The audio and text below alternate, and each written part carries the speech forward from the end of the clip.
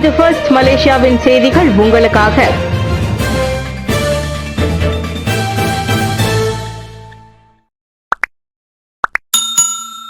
பாதுகாக்கப்பட்ட பறவைகளை சட்டவிரோதமாக வளர்த்த நபர் கைது, பறவைகள் மீட்பு. சபா பெணபாங்கில் பாதுகாக்கப்பட்ட பறவை இனங்களை முறையான அனுமதியின்றி வளர்த்து வந்த 55 வயது நபர் ஒருவர் அதிகாரிகள் கைது செய்தனர். வனவிலங்கு பாதுகாப்புத்துறை மற்றும் போலீசார் இணைந்து நடத்திய சோதனையில் இந்த நடவடிக்கை எடுக்கப்பட்டது. சோதனையின் போது முராய் பத்து எனப்படும் வெள்ளை நிற வால் கொண்ட பறவைகள் உட்பட பல அரிய வகை பறவைகள் மீட்கப்பட்டன. இப்பறவைகளை வளர்ப்பதற்கான எவ்வித ஆவணங்களோ அல்லது உரிமங்களோ அந்த நபரிடம் இல்லை என்பது விசாரணையில் தெரிய வந்தது. வனவிலங்கு பாதுகாப்பு சட்டத்தின் கீழ் அந்த நபர் மீது தற்போது விசாரணை நடத்தப்பட்டு வருகிறது.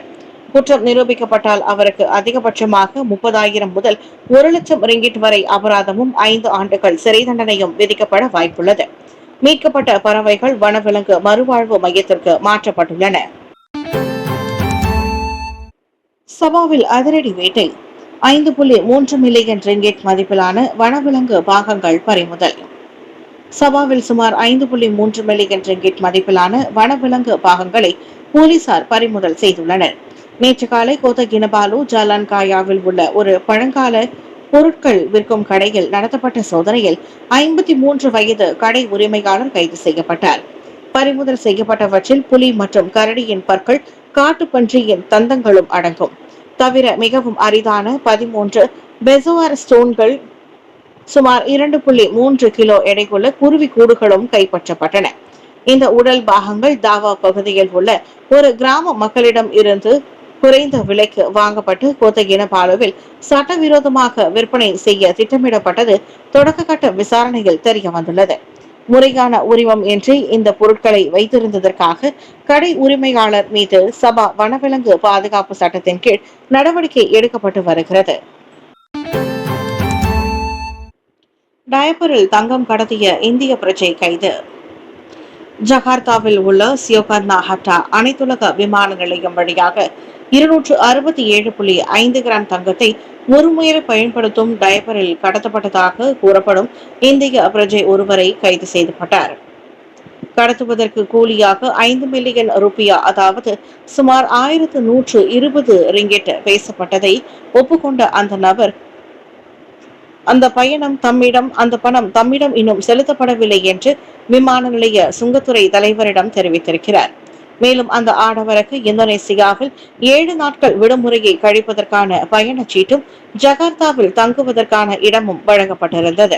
அந்த நபர் 7 நாட்கள் இந்தோனேசியாவில் தங்கியிருந்ததால் இது முன்கூட்டியே செய்யப்பட்ட ஏற்பாடா அல்லது உண்மையில் விடுமுறைக்கு சென்றாரா என்பது குறித்து அதிகாரிகள் விசாரணை மேற்கொண்டு வருகின்றனர். பறிமுதல் செய்யப்பட்ட அந்த தங்கத்தின் மதிப்பு 700 மில்லியன் ரூபியா, அதாவது 1,56,857 ரிங்கிட் ஆகும். அந்த ஆடவர் புதுடெல்லிக்கு செல்வதற்காக சிங்கப்பூருக்கு புறப்பட திட்டமிட்டிருந்தார் என்றும் அறியப்படுகின்றது. பூச்சோங்கில் குடிநுழைவுத்துறை அதிரடி, முறையான ஆவணங்கள் இல்லாத 74 வெளிநாட்டினர் கைது. ஸ்லாங்கூர் பூச்சோங்கில் குடிநுழைவுத்துறை நடத்திய அதிரடி சோதனையில் 74 வெளிநாட்டினர் கைது செய்யப்பட்டுள்ளனர். கள்ளக்குடியேறிகள் மற்றும் சட்டவிரோத தொழிலாளர்கள் குறித்த புகார்களை தொடர்ந்து ஸ்லாங்கூர் குடிநுழைவுத்துறை அந்த நடவடிக்கையை மேற்கொண்டது. உணவு கடைகள், முடித்திருத்தும் நிலையங்கள், மளிகை கடைகள், சலவை கடைகள், பேரங்காடிகள் போன்ற இடங்களில் மேற்கொள்ளப்பட்ட இந்த சோதனையின் போது 100க்கும் மேற்பட்டோர் பரிசோதிக்கப்பட்டனர்.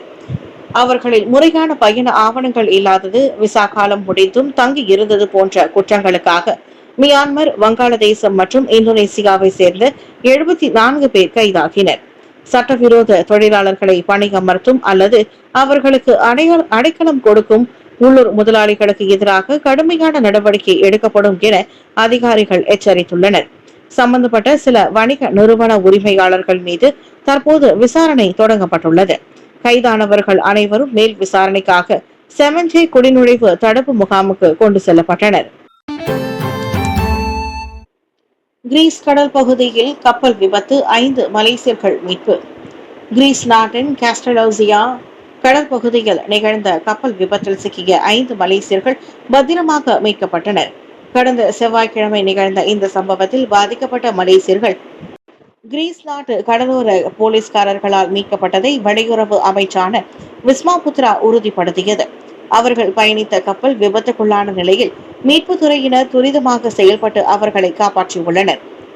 இந்த அமைச்சு இந்த விவகாரத்தை ருமேனியாவில் உள்ள மலேசிய தூதரகத்தின் வாயிலாக வெளியுறவு அமைச்சு அணுக்கமாக கவனித்து வருகிறது. பாதிக்கப்பட்டவர்களுக்கு தேவையான தூதரக உதவிகள் வழங்கப்பட்டு வருவதோடு அவர்களின் பாதுகாப்பு மற்றும் நலனை உறுதி செய்ய அதிகாரிகள் நடவடிக்கை எடுத்து வருகின்றனர். மீட்கப்பட்டவர்களின் விவரங்கள் இன்னும் அதிகாரப்பூர்வமாக வெளியிடப்படவில்லை. இது குறித்து மேல் தகவல்கள் விரைவில் அறிவிக்கப்படும் என்று எதிர்பார்க்கப்படுகிறது. தற்போது T20 பிரிவினருக்கான ரோன் 95 மானியம் தொடரும். அந்தோனி லோக் உயர் வருமானம் பெறும் T20 பிரிவினருக்கான ரோன் 95 பெட்ரோல் மானியம் தற்போது நிறுத்தப்படாது என்று போக்குவரத்து அமைச்சர் அந்தோனி லோக் தெரிவித்துள்ளார். புடி மடானி ரோன் 95 திட்டத்தில் இப்போது எந்த மாற்றமும் இல்லை என்றும் தற்போதைய முறைதான் தொடரும் என்றும் அவர் கூறினார். மைகார்டு மூலம் மலேசியர்கள் எளிதாக பெட்ரோல் மானியத்தை பெறும் வகையில் இந்த திட்டம் அமைக்கப்பட்டுள்ளதாகவும் மக்கள் சிரமப்படாத எளிய முறையையே அரசாங்கம் விரும்புவதாகவும் அவர் தெரிவித்தார். T20 பிரிவினருக்கான மானியத்தை நீக்குவது குறித்து சமீபத்தில் பலர் கவலை தெரிவித்திருந்தனர். வாழ்க்கை செலவு அதிகரித்துள்ளதால் சில M40 மற்றும் T20 குடும்பங்களுக்கு பொருளாதார சுமையை சந்தித்து வருவதாக கூறப்படுகிறது. பொருளாதார நிபுணர்களின் கணிப்பின்படி T20 பிரிவினருக்கான ரோன் 95 மானியத்தை நிறுத்தினால் அரசாங்கம் மாதத்திற்கு சுமார் 1.5 பில்லியன் ரிங்கிட் வரை சேமிக்க முடியும். இஸ்லாம் மதத்தை அவமதித்த பதிவு குற்றவாளிக்கு 5000 ரிங்கிட் அபராதம். இஸ்லாம் மதத்தை அவமதிக்கும் வகையில் முகநூலில் பதிவு வெளியிட்டதாக குற்றம் சாட்டப்பட்ட 51 வயதுடைய ஆடவருக்கு குலிம் நீதிமன்றம் 5000 ரிங்கிட் அபராதத்தை விதித்துள்ளது. நீதிமன்றத்தில் குற்றப்பத்திரிகை வாசிக்கப்பட்ட போது அந்த ஆடவர் குற்றச்சாட்டை ஒப்புக்கொண்டுள்ளார். மத உணர்வுகளை புண்படுத்தும் வகையிலான பதிவு ஒன்றை ஜனவரி 16ஆம் தேதி அந்நபர் வெளியிட்டதாக கூறப்பட்டது. இந்த வழக்கு மலேசிய குற்ற சட்டத்தின் கீழ் விசாரிக்கப்பட்டது. அபராதத்தை செலுத்த தவறினால் 8 மாதங்கள் சிறை தண்டனை அனுபவிக்க வேண்டும் என்றும் நீதிமன்றம் உத்தரவிட்டது. குற்றம் சாட்டப்பட்ட நபர் பின்னர் அபராத தொகையை செலுத்தியது குறிப்பிடத்தக்கது. கெலட் ஆண் யானைக்கு கண்களில் பிரச்சனையா? தைப்பிங் நகராண்மை கழகம் மறுப்பு. ஜப்பான் தெனோஜி மிருக காட்சி சாலையில் உள்ள கெலட் என்ற ஆண் யானைக்கு கண் பிரச்சனைகள் இருப்பதாக கூறப்படும் குற்றச்சாட்டுகளை தைப்பிங் நகராண்மை கழகம் மறுத்துள்ளது. மாறாக அந்த விலங்கின் கண்களை சுற்றி காணப்படும் மாற்றங்கள் மதம் பிடித்த பருவத்தில் ஏற்படும் நெற்றி சுரப்பிகளின் வீக்கத்தால் ஏற்படுகின்றன. மதம் பிடித்த பருவம் என்பது வயது வந்த ஆண் யானைகளுக்கு ஏற்படும் ஒரு இயற்கையான நிலையாகும். அந்த விலங்கில் மிக அதிகமான ஹார்மோன் மாற்றங்களை, குறிப்பாக டெஸ்டோஸ்டெரோன் அதிகரிப்பை ஏற்படுத்துகிறது. மதம் பிடித்த பருவத்தில் வயது வந்த ஆண் யானைகளுக்கு பொதுவாக ஏற்படும் ஒரு இயற்கையான உடலியல் எதிர்வினையே இந்த நிலைக்கு காரணம் என்று தைப்பிங் நகராண்மை கழக தலைவர் முகமது அக்வால் தஹலான் தெரிவித்தார். இந்த காலகட்டத்தில் டெஸ்டோஸ்டெரோன் அளவுகளில் ஏற்படும் மாற்றங்கள் யானைகளை வழக்கத்தை விட அதிக சுறுசுறுப்பாகவே, உணர்ச்சி வசக்கூடியதாகவோ அல்லது முரட்டுத்தனமாகவோ மாற்றக்கூடும். இந்த நிலை இயல்பானது மற்றும் விலங்கு பராமரிப்பாளர்கள் மற்றும் கால்நடை மருத்துவர்களால் உன்னிப்பாக கண்காணிக்கப்பட்டு வருகிறது. புதிய மைகார்டு அறிமுகம். அரசின் உதவி திட்டங்களுக்கு பாதிப்பு இல்லை. புதிய மைகார்டு அடையாள அட்டைகள் அறிமுகப்படுத்தப்பட்டாலும் அரசாங்கத்தின் உதவித்தொகை வழங்கும் திட்டங்களில் எந்த தடையும் ஏற்படாது என்று தேசிய பதிவிலாக்கா தெரிவித்துள்ளது.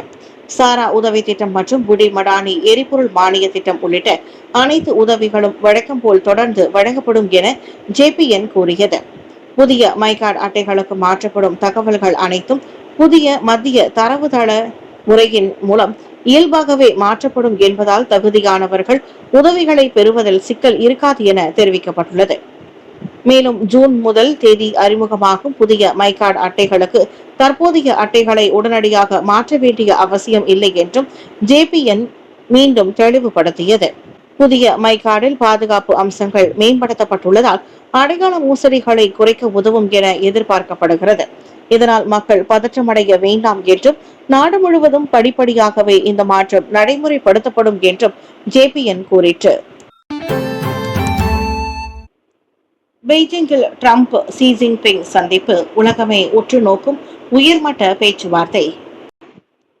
உலக அரசியலில் பெரும் எதிர்பார்ப்புகளுக்கு மத்தியில் அமெரிக்க அதிபர் டொனால்டு டிரம்ப் மற்றும் சீன அதிபர் ஷி ஜின்பிங் இன்று பெய்ஜிங்கில் சந்தித்து பேசினர்.